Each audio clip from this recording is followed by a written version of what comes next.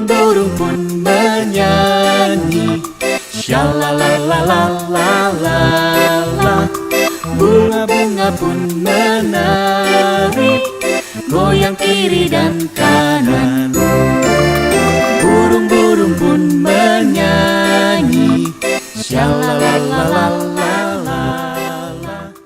Shalom teman-teman. Shalom. Bagaimana kabarnya? Haleluya, puji Tuhan. Hore.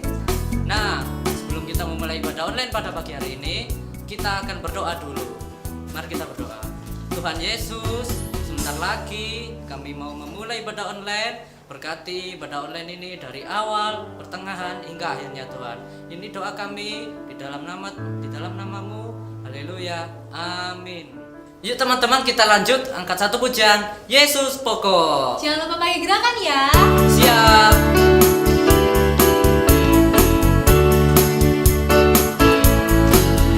Yesus pokok dan kitalah caranya, tinggallah di dalamnya. Yesus pokok dan kitalah caranya, tinggallah di dalamnya. Yesus pokok dan kitalah caranya, tinggallah di dalamnya. Pastilah kau akan berbuah. Yesus cintaku. Yesus cintaku, ku cinta kau, kau cinta dia. Yesus cintaku, ku cinta kau, kau cinta dia.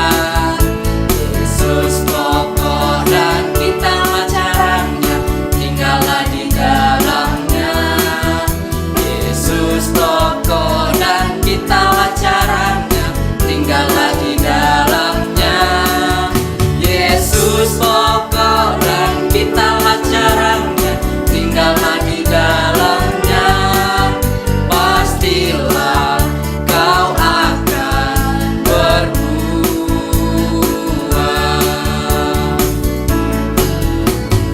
Yesus cintaku, ku cinta kau, kau cinta dia. Yesus cintaku, ku cinta kau, kau cinta dia. Yesus pokok dan kitalah caranya, tinggallah di dalamnya. Yesus pokok dan kitalah caranya, tinggallah di dalamnya. Yesus pokok dan kitalah caranya, tinggallah di dalamnya. Pastilah kau akan berbuah.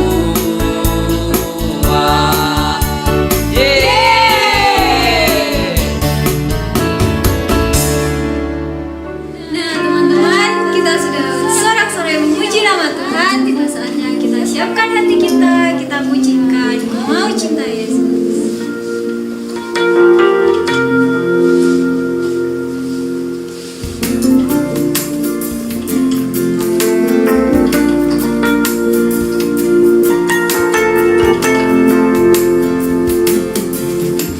Mau cinta Yesus selamanya. Ku mau cinta Yesus selamanya.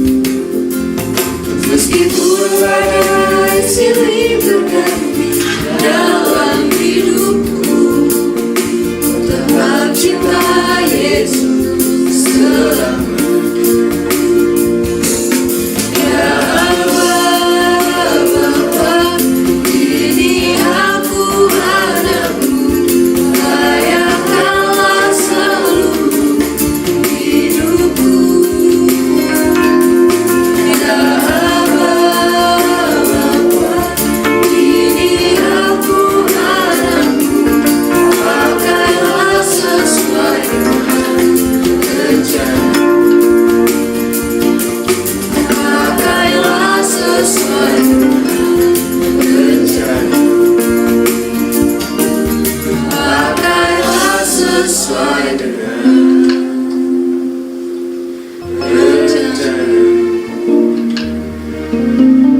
Teman-teman semuanya, tiba saatnya kita untuk mendengarkan firman Tuhan. Mari kita pujikan betapa hatiku.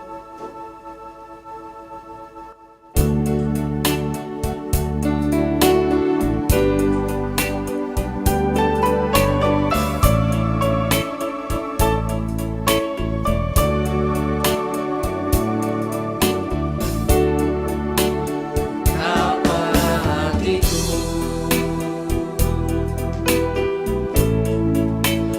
berterima kasih Yesus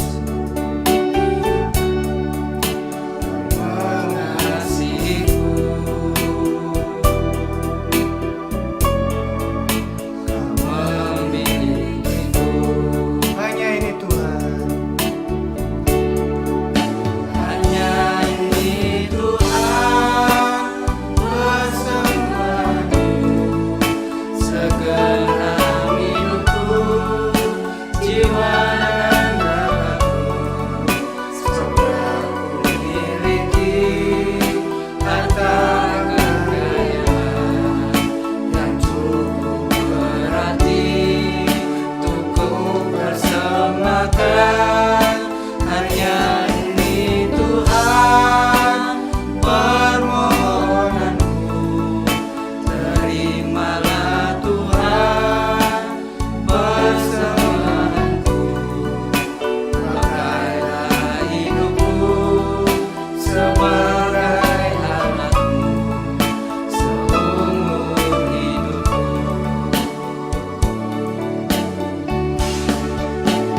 Betapa hatiku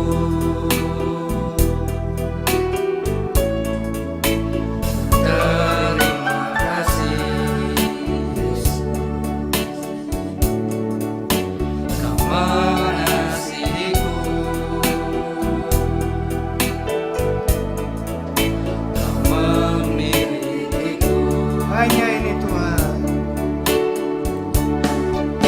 Hanya ini Tuhan bersamaku, segenap hidupku, jiwa dan ragaku. Sebab ku miliki harta kekayaan yang cukup berarti untuk ku persembahkan. Hanya ini Tuhan permohonanku, terimalah Tuhan persembahanku. Pakailah hidupku sebagai alatmu seumur hidupku. Pakailah hidupku. Pakailah hidupku sebagai alatmu. Pakailah hidupku. Pakailah hidupku sebagai alatmu seumur hidupku.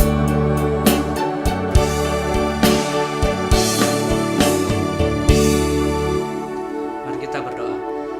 Tuhan Yesus, sebentar lagi kami mau mendengarkan firman Tuhan. Berkati guru-guru kami yang akan memberitakan firman-Mu Tuhan. Ini doa kami hanya di dalam nama-Mu. Haleluya. Amin. Shalom teman-teman. Wah, berjumpa lagi nih sama Kak Laras di ibadah online sekolah minggu. Wah, siapa nih dari teman-teman yang sudah siap mendengarkan firman Tuhan? Angkat tangannya. Nah, Kak Laras mau lihat dulu deh seberapa banyak sih yang angkat tangan. Wah, ternyata sudah banyak banget yang mau mendengarkan firman Tuhan. Tapi sebelum itu kita harus duduk yang manis, ambil sikap yang baik. Nah, kalau sudah gitu, mari kita dengarkan firman Tuhan. Wah, teman-teman, kira-kira kalau kita jadi raja, apa ya yang akan kita lakukan?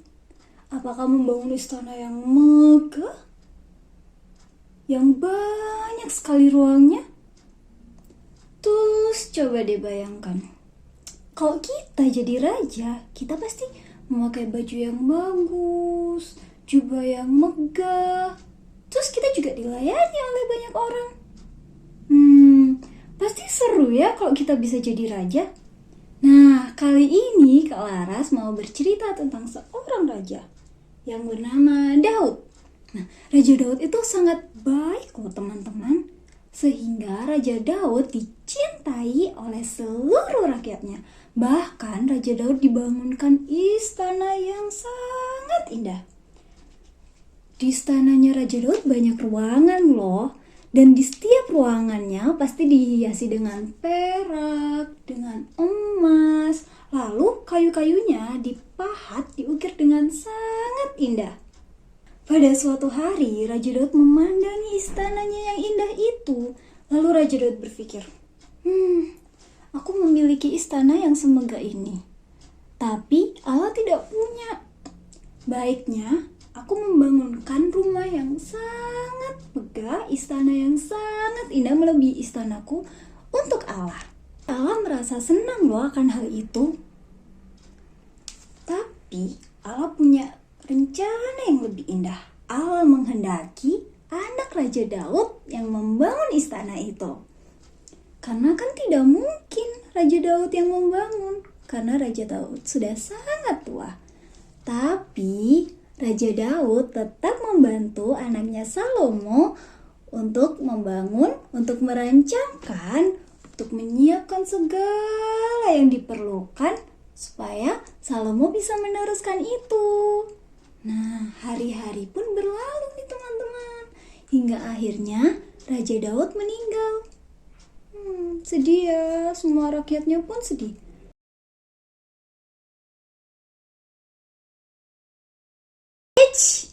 Tunggu dulu.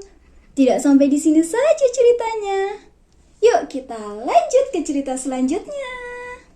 Bahwa Salomo telah diurapi menjadi raja menggantikan ayahnya.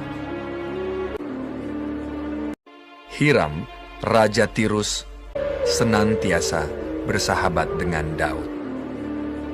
Lalu Salomo mengutus orang kepada Hiram dengan pesan, Engkau tahu bahwa Daud ayahku tidak dapat mendirikan sebuah rumah bagi nama Tuhan Allahnya, oleh karena musuh-musuhnya memerangi dia. Dan ketahuilah, aku berpikir-pikir hendak mendirikan sebuah rumah bagi nama Tuhan Allahku. Maka segera sesudah Hiram mendengar pesan dari Salomo itu, ia sangat bersukacita serta berkata, Terpujilah Tuhan pada hari ini, karena ia telah memberikan kepada Daud seorang anak yang bijaksana untuk mengepalai bangsa yang besar ini. Lalu Hiram mengutus orang kepada Salomo mengatakan, Aku telah mendengar pesan yang kau suruh sampaikan kepadaku. Aku akan melakukan segala yang kau kehendaki. Sementara itu engkau hendaknya menyediakan makanan bagi seisi istanaku. Demikianlah Hiram memberikan kayu aras dan kayu sanobar kepada Salomo seberapa yang dikehendaki. Lalu Salomo memberikan kepada Hiram 20.000 kor gandum dan 20 kor minyak tumbuk, bahan makanan bagi seisi istananya tahun demi tahun. Dan Tuhan memberikan hikmat kepada Salomo seperti yang dijanjikannya kepadanya. Maka damai pun ada antara Hiram dan Salomo. Lalu mereka berdua mengadakan perjanjian. Raja Salomo mengerahkan orang Rodi ada 30.000 orang, 70.000 kuli, dan 80.000 tukang pahat di pegunungan. Belum terhitung para mandur kepala Salomo, yakni 3.300 orang banyaknya, yang mengawasi rakyat yang mengerjakan pekerjaan itu. Dan raja memerintahkan supaya mereka melinggis batu yang besar, batu yang mahal-mahal. Maka tukang-tukang Salomo dan tukang-tukang Hiram, serta orang-orang Gebal memahat dan menyediakan kayu dan batu untuk mendirikan rumah itu. Dan terjadilah pada tahun ke-480, sesudah orang Israel keluar dari tanah Mesir. Pada tahun keempat sesudah Salomo menjadi raja atas Israel, maka Salomo mulai mendirikan rumah bagi Tuhan.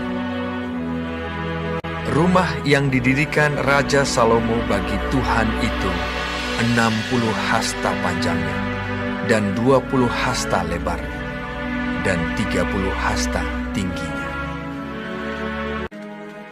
Kemudian datanglah firman Tuhan kepada Salomo demikian, bahwa aku akan diam di tengah-tengah orang Israel dan tidak hendak meninggalkan umatku Israel.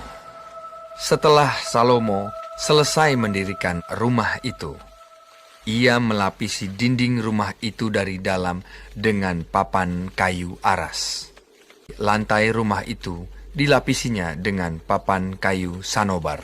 Demikianlah dilengkapinya ruang belakang supaya di sana ditaruh tabut perjanjian Tuhan, menjadi tempat maha kudus. Rumah itu seluruhnya, juga seluruh mesbah yang di depan ruang belakang itu dilapisinya dengan emas. Selesailah rumah itu dengan segala bagian-bagiannya dan sesuai dengan segala rancangannya. Jadi, 7 tahun lamanya ia mendirikan rumah itu. Nah, teman-teman, cerita kali ini kita mau belajar seperti Raja Daud yang tetap taat kepada Allah. Tapi, kita juga bisa loh tetap berusaha untuk membantu pekerjaan Tuhan. Seperti Salomo yang juga ikut membantu dalam pembangunan bait Allah. Ayat hafalan kita kali ini ada di 1 Tawarik 22 ayat ke-1. Bunyinya, disinilah rumah Tuhan Allah kita. Jangan lupa dihafalkan ya teman-teman. See you. Kita bersyukur kepada Tuhan untuk ibadah kita pada hari ini. Sebentar kita akan menutup ibadah kita. Mari kita bersyukur kepada Tuhan, berterima kasih untuk kebaikan Tuhan. Kita pujikan, Father, we thanks to you.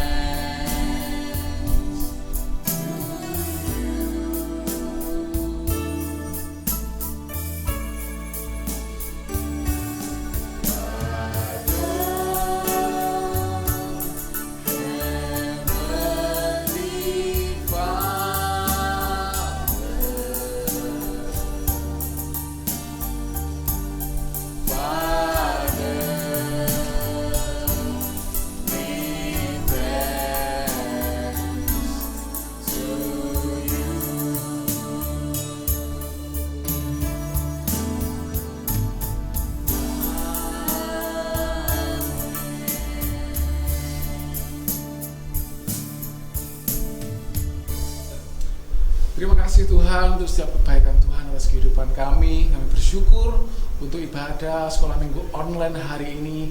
Bapa, hamba mau berdoa Tuhan untuk setiap anak-anak sekolah minggu di tempat ini Tuhan. Kiranya Tuhan memberkati kehidupan mereka. Kiranya Tuhan menolong kehidupan mereka. Ketika mereka di dalam kesulitan, Bapa, Engkau selalu ada untuk menolong kehidupan mereka. Dan Engkau senantiasa memberikan berkat-berkat-Mu atas kehidupan mereka Tuhan. Kiranya juga Tuhan, Engkau memberikan kepada anak-anak-Mu berkat bagi orang tua mereka, supaya mereka boleh mendidik, boleh membesarkan anak mereka dengan luar biasa oleh tuntunan dan pimpinan daripada Tuhan. Terima kasih Tuhan untuk ibadah pada saat hari ini. Kami serahkan semua ke dalam tangan kuasa-Mu Tuhan. Biarlah tangan-Mu Tuhan menolong setiap kami, dan biarlah Roh Kudus-Mu memimpin kami kepada jalan yang Kau kehendaki Tuhan. Terima kasih Tuhan Yesus, kami sungguh sangat bersyukur oleh berkat-Mu. Haleluya. Amin.